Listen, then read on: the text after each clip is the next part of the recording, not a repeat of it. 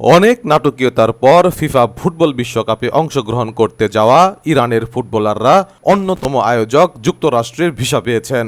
Loss অ্যাঞ্জেলেসে হতে যাওয়া নিজেদের প্রথম ম্যাচের আগে তারা ভিসা পেয়েছেন বলে দাবি হোয়াইট হাউসের।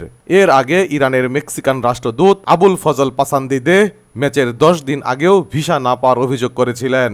ইরানের আধা সরকারি ফার্স নিউজ এজেন্সি জানিয়েছে, যুক্তরাষ্ট্র এখনও ইরান ফুটবল দলের কয়েকজন টেকনিক্যাল ও প্রশাসনিক কর্মকর্তাকে ভিসা দেয়নি। কোনো সূত্র উল্লেখ না করেই তারা বলছে, জাতীয় দলের টেকনিক্যাল ও নির্বাহী কর্মকর্তা কয়েকজনের ভিসা এখনও ইস্যু হয়নি।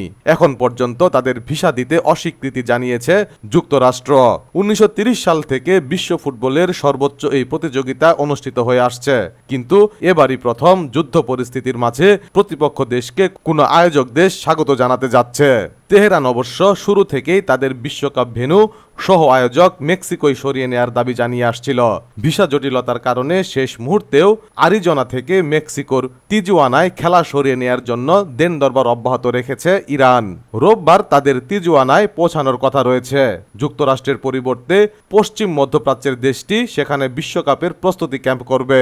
বিশ্বকাপে জি গ্রুপে পড়া ইরানের 3টি ম্যাচই যুক্তরাষ্ট্রে রাখা হয়েছে। ইরানের মেক্সিকান রাষ্ট্রদূত পাসান্দিদেহ বলেছেন, যুক্তরাষ্ট্র কখনোই আনুষ্ঠানিকভাবে বলেনি যে তারা চায় না ইরানের দলটি তাদের ভূখণ্ডে খেলুক। এদিকে মার্কিন পররাষ্ট্রমন্ত্রী মার্কো রুবিও মঙ্গলবার আইন প্রণেতাদের বলেছেন, যুক্তরাষ্ট্র ইরানকে তার বিশ্বকাপ প্রতিনিধি দলে ইসলামিক রেভলিউশনারি গার্ড আইআরজিসির সঙ্গে যুক্ত কোনো ব্যক্তিকে প্রবেশের অনুমতি দেবে না।